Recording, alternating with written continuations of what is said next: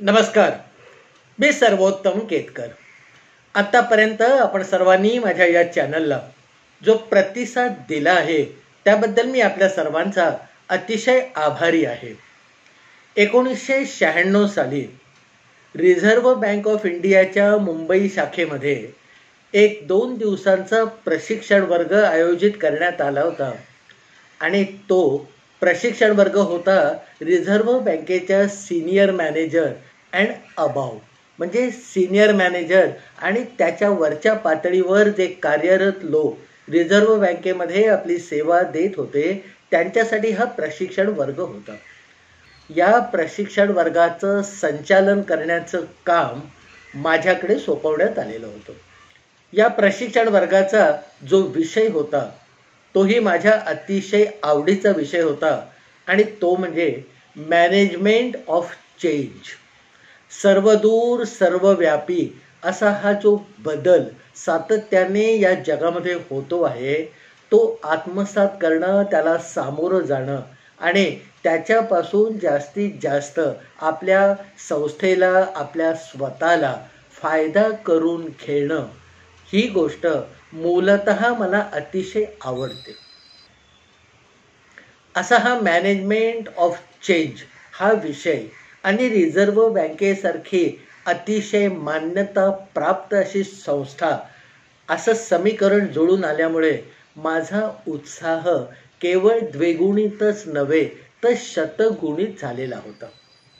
प्रशिक्षणाच्या पहिल्या दिवशी मी जेव्हा रिझर्व्ह बँकेच्या मुंबईमध्ये असलेल्या त्यांच्या ट्रेनिंग सेंटरमध्ये पाय टाकला तेव्हा खऱ्या अर्थाने मी विस्मयचकित म्हणावा असा झालो होतो.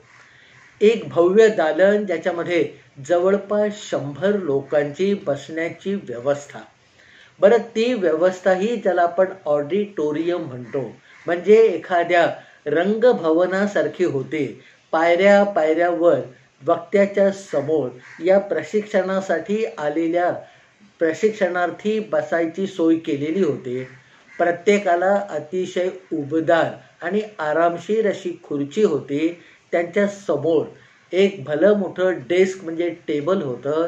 त्या टेबलवर एक माईक होता आणि बाकी सगळ्या जो जामानिमा म्हणावा अशा सगळ्या गोष्टी त्या ट्रेनिंग सेंटरमध्ये त्यावेळेला उपस्थित होत्या. या इतक्या भव्य आणि सुंदर ट्रेनिंग प्रोग्राममध्ये आपल्याला एका प्रशिक्षण वर्गाचं संचालन करायला मिळणार म्हणून मी स्वतःवरतीच थोडासा खुश झालेला होतो. त्यात विषयही माझ्या आवडीचा होता, मॅनेजमेंट ऑफ चेंज. सकाळी 10 वाजल्यापासून ते संध्याकाळी 5 वाजेपर्यंत असा हा प्रशिक्षण वर्गाचा कालावधी होता. अर्थातच मध्ये दर 2 तासाने एक टी ब्रेक, दुपारी लंच ब्रेक अशी सगळी व्यवस्था किंवा वेळापत्रक आखलेलं होतं. माझ्यासमोर 45 ते 47 लोक प्रशिक्षणार्थी म्हणून येऊन स्थानापन्न झालेले होते. त्यांचं एकंदर वय पाहता त्यांनी जवळपास 30-40 वर्षाची सेवा रिझर्व्ह बँकेमध्ये रुजू केलेली आहे हे सहज त्यांच्याकडे पाहता लक्षात येत होतं. प्रत्येकजण आपल्या अंगावर कोट, बाजूला एक ब्रीफकेस आणि हातामध्ये मोबाईल फोन असं घेऊन आपापल्या जागेवरती येऊन बसलेला होता आणि त्या जागेवर जिथे ते बसलेले होते त्या प्रत्येकाच्या समोर त्याची नेमप्लेट म्हणजे नावाची पाटी लावलेली होती. हा सरकारी कार्यक्रम असल्यामुळे साहजिकच 10चा कार्यक्रम 10:30ला सुरू झाला. सुरुवातीला रिझर्व्ह बँकेचे अधिकारी आणि आपले माजी सनदी अधिकारी माधवराव गोडबोले हे अध्यक्षस्थानी होते. त्यांनी आपल्या भाषणामध्ये या प्रशिक्षण वर्गाचा उद्देश सगळ्या समोर बसलेल्या प्रशिक्षणार्थींना म्हणजे सिनियर मॅनेजर आणि अबाव या लोकांना समजावून सांगितलं आणि सर्वसाधारणपणे प्रत्येकाची व्याख्यानं, हार तुरे देणं, स्वागत समारंभ हे सगळं होता लंच टाईम म्हणजे दुपारी जेवायची वेळ झाली. जेवायला ब्रेक झाला. तासाभराचा लंच ब्रेक घेऊन परत सगळे प्रशिक्षणार्थी आणि मी त्या हॉलमध्ये म्हणजे ट्रेनिंग हॉलमध्ये उपस्थित झालो. सकाळी जे वक्ते मंडळी होती ती आपापल्या कामाला निघून गेलेली होती आणि या समोर बसलेल्या 45 माणसांना मॅनेजमेंट ऑफ चेंज याबद्दल माझ्या संकल्पना, जगामध्ये त्याची असलेली गरज आणि तो आत्मसात करण्याच्या काही पद्धती मी समजावून सांगाव्या असं या रिझर्व्ह बँकेचं म्हणजे ज्या संस्थेने हा प्रशिक्षण वर्ग आयोजित केला होता त्यांचं एक म्हणणं किंवा अपेक्षा होती. मी बोलायला सुरुवात केली. जगभरामध्ये जो काही बदल होतो आहे त्याची एक कारण मीमांसा किंवा इतिहासाबद्दलचा थोडासा आढावा मी घ्यायला सुरुवात केली. पण समोर बसलेल्या माणसांच्या म्हणजे प्रशिक्षणार्थींच्या चेहऱ्याकडे बघून मला असं क्षणोक्षणी जाणवत होतं की आपण जे काही बदलाबद्दल पोट तिडकीने म्हणा किंवा अतिशय उत्साहाने सांगतोय ते सगळं आपण करून बसलेले आहोत. अशा एका आविर्भावामध्ये हे रिझर्व्ह बँकेचे सिनियर मॅनेजर आणि अभाव म्हणजे उच्चाधिकारी माझं म्हणणं नुसतं ऐकून घेत होते. याबद्दल त्यांना उत्सुकता वाटते असं मला कुठे जाणवेना. याबद्दल काही शिकण्याची भावना त्यांच्या मनामध्ये जागृत होते आहे असं मला कधी वाटेना. आणि त्यामुळे एक मार्गी रटाळपणे हे चाललेलं आहे हे पुढच्या दीड तासामध्ये माझ्या लक्षामध्ये आलं. आता मूलतः असा रटाळ कार्यक्रम अजून 2 दिवस पार पाडणं हा माझ्या समोर असलेला सगळ्यात सोपा पर्याय होता. मी माझं काम केलेलं आहे. समोरच्या माणसांचं जे काही होईल ते रिझर्व्ह बँक आणि ते स्वतः जाणून घेतील. आपल्याला त्याच्याशी काही घेणं देणं नाही असा एक स्टँड किंवा अशी भूमिका मी घेऊ शकत होतो. पण मुळामध्ये मला जी एक खुमखुमी म्हणावी अशी गोष्ट आहे की समोरच्या माणसाला आपलं म्हणणं पटवून देण्यासाठी जे काही करायला लागेल ते करण्याची माझी तयारी असते. आणि त्यांनी या प्रशिक्षण वर्गासाठी दिलेला वेळ, रिझर्व्ह बँकेने त्यासाठी केलेला खर्च आणि मी स्वतः माझा देत असलेला वेळ हा सगळा कारणी लागला पाहिजे अशा एका उद्देशाने केवळ त्याच प्रशिक्षण वर्गात नव्हे तर प्रत्येक प्रशिक्षण वर्गामध्ये ठामपणे उभं राहायचं आणि जोपर्यंत समोरच्या माणसाला आपण ज्या बोली भाषेमध्ये म्हणतो की शीशे में उतारने तक छोडणार नाही अशा एका भूमिकेने मी माझे सगळे प्रशिक्षण वर्ग आतापर्यंत घेत आलेला आहे. आणि साहजिकच हा प्रशिक्षण वर्गही त्याला अपवाद ठरू नये अशी माझी एक खंबीर भूमिका होती. माझं जसं हे रटाळ चाललेलं बोलणं समोरच्या माणसांना उत्साहित प्रोत्साहित करत नाहीये हे मी जेव्हा जाणून घेतलं त्यावेळेला एक मी वेगळा पर्याय स्वीकारला. संध्याकाळी 4-4:30च्या सुमारास मी माझ्या समोर बसलेल्या प्रशिक्षणार्थींना एक वेगळ्या प्रकारचं आवाहन केलं की बाबा आपण भारताच्या वेगवेगळ्या भागातून सकाळी प्रवास करून इथे दाखल झालेला आहात. त्याचा पुरेपूर शेण कदाचित आपल्याला आला असण्याची शक्यता आहे. त्यामुळे आता हे काम म्हणजे आजचं प्रशिक्षण 5 वाजेपर्यंत खेचण्याच्या ऐवजी आत्ता आपण इथे थांबूया आणि उद्या सकाळी अतिशय प्रसन्न मुद्रेने या प्रशिक्षण वर्गाची सुरुवात करूया असं म्हणून मी त्या दिवशी माझ्या कार्यक्रमाचा समारोप केला आणि सुटलो एकदा अशी भावना समोर बसलेल्या सगळ्या प्रशिक्षणार्थींच्या चेहऱ्यावर उमटलेली मला स्पष्ट दिसली. त्यांच्या भूमिकेतून म्हणजे प्रशिक्षणार्थींच्या भूमिकेतून मी जेव्हा या सगळ्या बाबींचा विचार केला तेव्हा काही गोष्टी माझ्या ध्यानामध्ये आल्या की त्या प्रत्येकाने 30 वर्ष 32 वर्ष कोणी 35 वर्ष सेवा या रिझर्व्ह बँकेमध्ये बजावलेली होती.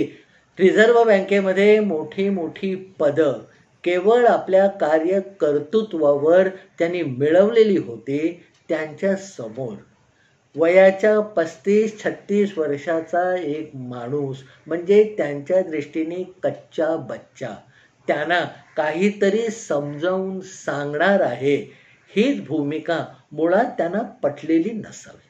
कारण त्यावेळेला माझं वय 36-37 होतं आणि माझ्यासमोर बसलेल्या प्रत्येकाने 30 वर्षापेक्षा अधिक काळ रिझर्व्ह बँकेमध्ये नोकरी केलेली होती. या सगळ्याचा विचार करून दुसऱ्या दिवशी सकाळी मी थोडा लवकरच त्या प्रशिक्षण वर्गामध्ये गेलो आणि आदल्या दिवशी प्रत्येक प्रशिक्षणार्थीच्या समोर त्याच्या नावाची जी पाटी लावलेली म्हणजे ठेवलेली होती ती उचलून म्हणजे सगळ्या पाट्यांची मी आलटापालट करून टाकली. इकडची पाटी तिकडे, तिकडची इकडे, वरची खाली, पुढची मागे असं सगळं करून टाकलं आणि नंतर गुपचूपपणे सकाळचा जो नाश्ता होता म्हणजे ब्रेकफास्ट होता त्या ब्रेकफास्टसाठी हजर झालो. तिथे माझे हे प्रशिक्षणार्थी एक एक जमा व्हायला लागले होते. त्यांच्याबरोबर सकाळचा नाश्ता चहा पाणी घेऊन त्यांच्याशी थोड्याशा गप्पा अवांतर म्हणाव्या अशा मारत मारतच आम्ही सगळेजण परत एकदा प्रशिक्षण वर्गामध्ये दाखल झालो. प्रशिक्षण वर्गामध्ये दाखल झाल्यावर मी माझ्या जागेवर म्हणजे त्या हॉलच्या मध्यभागी एका बाजूला असलेल्या स्टेजवर जाऊन उभा राहिलो आणि समोर एक वेगळ्या प्रकारचा गोंधळ सुरू झाला. काल ज्या ज्या ठिकाणी हे प्रशिक्षणार्थी बसलेले होते त्या त्या ठिकाणी जाऊन त्याने आसन ग्रहण करायला सुरुवात करणार एवढ्यात त्या सगळ्यांच्या लक्षामध्ये आलं की आपल्या समोर आपल्या नावाची लावलेली कालची पाटी आज बदललेली आहे. कालच्या आपल्या जागेवर आज भलत्याच माणसाचं नाव लिहिलेलं आहे आणि त्यामुळे या जागेवर आता आपण बसायचं की नाही असा एक संभ्रम त्या सगळ्यांच्या मनामध्ये निर्माण झाला. सगळेजण आपापल्या जागेवर म्हणजे त्या खुर्चीच्या शेजारी उभं राहून इकडे तिकडे बघत होते. त्यातले काही जण कालची आपल्या समोर असलेली नावाची पाटी याच हॉलमध्ये दुसरीकडे कुठे गेली याचा विचार करत होते, नजरेने ते शोधत होते. त्याच्यापैकी काही लोक अतिशय वैतागून who has done it, what is this bullshit अशा प्रकारची शेरेबाजी सुरू करत होते आणि हा सगळा गोंधळ पुढची 20 मिनिटं चालू होता. या 20 मिनिटामध्ये या सगळ्यांच्या प्रत्येक हालचालीकडे मी लक्ष लावून होतो. तोंडाने अवाक्षर न काढता या सगळ्या गोंधळाचा एक मूक प्रेक्षक म्हणून मी भूमिका बजावत होतो. पण 20 मिनिटं उलटून गेली तरीही कुठच्याही प्रशिक्षणार्थीने आपल्या जागी बसण्याचा किंवा नवीन ठिकाणी म्हणजे जिथे त्याच्या नावाची पाटी लावली आहे तिथे जाण्याचा निश्चय किंवा एक ज्याला आपण म्हणू डिसिजन निर्णय घेतला नाही. सगळेजण कातावल्या अवस्थेमध्ये बडबड करत तिथेच उभे राहत होते, एकमेकांकडे बघून हातवारे करत होते आणि पूर्ण वैताग जाहीर करत होते. जसं काटा 20 मिनिटापेक्षा थोडा जास्त पुढे गेला तशी सगळ्यांचं लक्ष माझ्याकडे वेधून घेण्यासाठी मी त्यांना म्हणालो, gentleman, I have done this.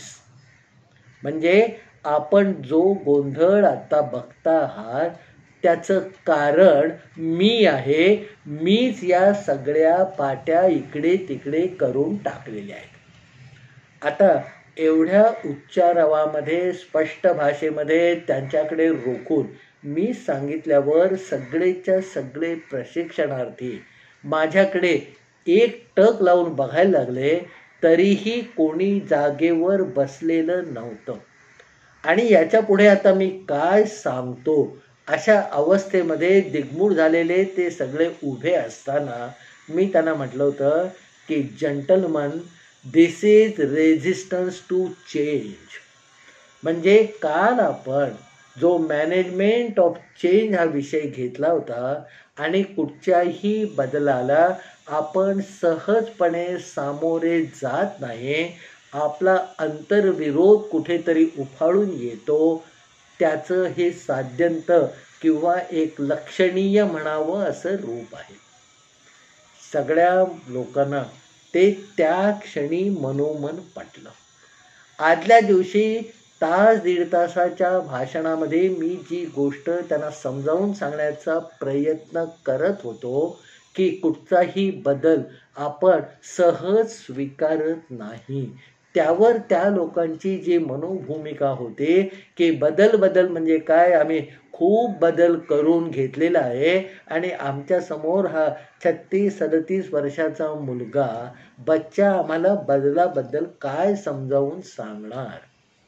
त्या क्षणी ज्याला आपण इंग्रजीमध्ये म्हणतो द आईस वॉज मोल्टन, त्यांच्या मनामध्ये आपल्यामध्ये असलेला बदलाला होणारा विरोध त्यांना पटला होता. त्यांना मी म्हटलं की I give you the freedom, मी ह्या पाट्या बदलून टाकलेल्या आहेत, आता निर्णय घेण्याचं एक स्वातंत्र्य मी आपल्याला देतोय. तुम्हाला जर वाटत असेल की कालच्या जागेवरच तुम्हाला बसायचंय तरी तुम्ही बसू शकता. तुम्हाला वाटलं की नवीन जागी जाऊन बसायला काही हरकत नाही तरी तुम्ही जाऊ शकता.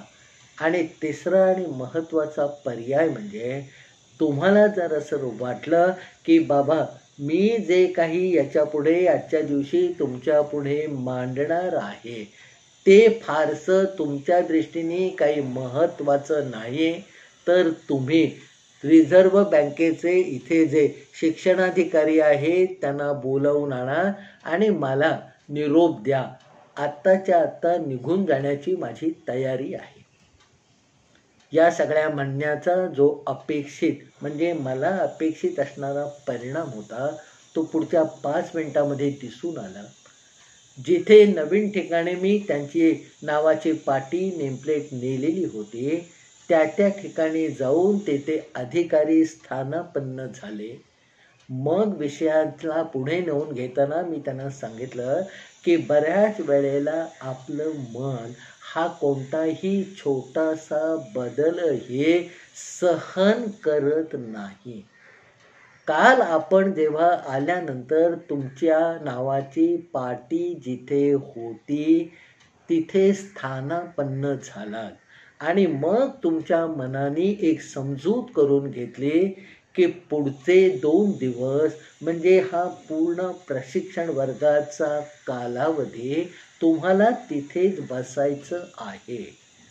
एक पाटी 2 रांगा मागे नेली, मागची पुढे आणली तर आज तुमच्या मनाला ते सहज म्हणावं असं पचनी पडलं नाही. त्यानंतर साहजिकच माझं जे विवेचन होतं, ट्रेनिंग प्रोग्राम होता तो अतिशय म्हणावा असा सुरेख झाला. कारण पहिल्या धक्क्यामध्ये सावरल्यानंतर रेझिस्टन्स टू चेंज म्हणजे बदलाला आपला अंतर्विरोध किती तीव्र असतो याचं एक जितं जागतं म्हणावं असं उदाहरण त्यांनी स्वतः अनुभवलेलं होतं.